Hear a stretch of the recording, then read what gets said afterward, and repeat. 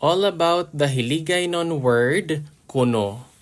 KUNO is a versatile particle with multiple meanings and uses. Here are some definitions. The first one is that it means allegedly or supposedly. It implies that something is believed to be true, but there is no concrete evidence or proof. The second one is that it means reportedly or according to others. So this usage indicates that the information comes from a third party or it can be a hearsay. The third definition is that it means apparently or seemingly. So this usage suggests that something is the case based on appearances or observations, but it might not be entirely accurate. Number 4 is in my opinion or according to me. And the last one is as a matter of fact or indeed. So this usage introduces a statement that confirms or strengthens a previous claim. Number 1 is we have allegedly or supposedly. So as we have mentioned earlier, this implies that something is believed to be true, but there is no concrete evidence or proof. Let us discuss the following sample sentences. Manggaranon kuno siya. Manggaranon means rich, so manggaranon kuno siya, he or she is allegedly rich.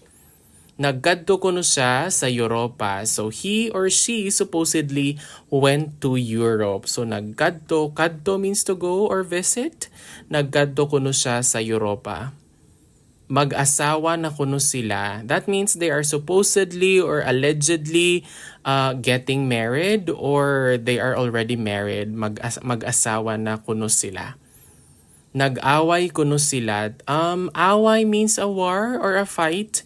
So nag-away kuno sila, they allegedly fought. Past tense, nag-away.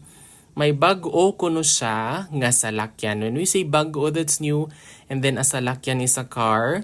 May bag-o kuno siya nga salakyan. He or she allegedly has a new car. When we say siya, it's gender neutral. So it's either a he or a she. May bag-o kuno siya nga salakyan. Another definition or use of the word kuno is that it also indicates that the information comes from a third party or it's just a hearsay. Let us discuss the following sentences. Nag-resign na kuno siya sa trabaho. That means he reportedly resigned from his job. When we say trabaho, that's work or obra. It can also be obra aside from trabaho. Yeah, so nag-resign na kuno siya sa trabaho. Nag-abroad na kuno siya. So she reportedly or according to others, he or she went abroad already. Nag-abroad na kuno siya. Nag-inom kuno siya sang sobra. When we say inom, that's drink. Sobra is too much. So he reportedly drank too much or according to others, he drank too much. Nag-away kuno sila sang iya asawa. He or she reportedly fought with his or her husband or his or her wife. Nag-away kuno sila sang iya asawa. So away is like a fight. So nag-away is past tense. So nag-away kuno sila sang iya asawa. Nagkita kuno sila sa mall. So they reportedly met at the mall. Kita means to see or to meet. So nagkita kuno sila sa mall. The third use of the Hiligaynon word kuno is that it also means apparently or seemingly. It suggests that something is the case based on appearances or also observations, but it might not be entirely accurate. The first example sentences we have, maayo kuno siya magluto. That means apparently or he or she is seemingly a good cook. Luto means to cook.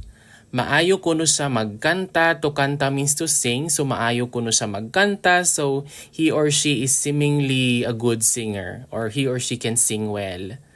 Maayo kuno siya mag-drawing. So when we say drawing, that means to draw. He or she is apparently a good artist or he can draw well. He or she can draw well. Maayo kuno siya mag-istorya. To istorya means to retell or to retell. So he or she seems to be a good storyteller. So as what we have mentioned earlier, siya is either he or she, it's gender neutral. Maayo kuno siya mag-Ingles. So Ingles is English. So mag-Ingles is like she or he is apparently able to speak English well. Maayo kuno siya mag-Ingles. Another use or definition of the Hiligaynon word kuno is that it can also mean in my opinion or according to me, and it expresses a personal belief or opinion. Maayo kuno siya nga tawo. So in my opinion or according to my opinion, he is a good person. Maayo is good. So maayo kuno siya nga tawo. Maayo kuno ang panahon. So according to me, the weather is good. Maayo kuno ang panahon. Maayo kuno ang pelikula. So in my opinion, the movie is good. Maayo kuno ang pelikula. Maayo kuno ang pagkaon. So in my opinion, or it can also mean from other people's opinion. So maayo kuno ang pelikula. So the movie is good. Maayo kuno ang pagkaon. So according to some people, or it can be according to me as well, the food is good. Maayo kuno ang libro. When we say libro, that's a book. So in my opinion or according to others, the book is good. Maayo kuno ang libro. Number 5 is that kuno can also mean as a matter of fact or indeed. So this usage introduces a statement that confirms or strengthens a previous claim. So kuno, insakto ka. As a matter of fact or according to others, you are right, insakto ka. Nagsaka kuno ang presyo sang gasolina. So indeed, the price of gasoline went up. Saka means up, so nagsaka kuno ang presyo sang gasolina. Maayo kuno siya magtrabaho. So trabaho is to work. So according to people, as a matter of fact, he is indeed a hard worker. Nag-abroad na kuno siya. So she has indeed gone abroad. Nag-abroad na kuno siya. Nag is it in first past tense. Nag-abroad na kuno siya. Nagkita na kuno sila. So they have indeed met already. Nagkita na kuno sila. And that is all about the different definitions or uses of the Hiligaynon word kuno.